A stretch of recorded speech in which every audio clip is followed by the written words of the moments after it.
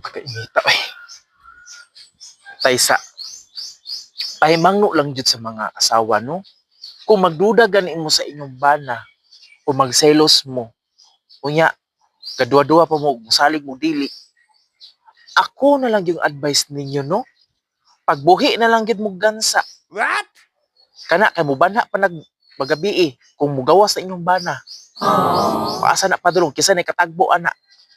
Kaysa murong na inyong mga naong diha nga murag aninipo. Pagbuhi mo. I-recommend ako ninyo. Ana. Oh no! Ay pagbuhi mo ano oh. Ana.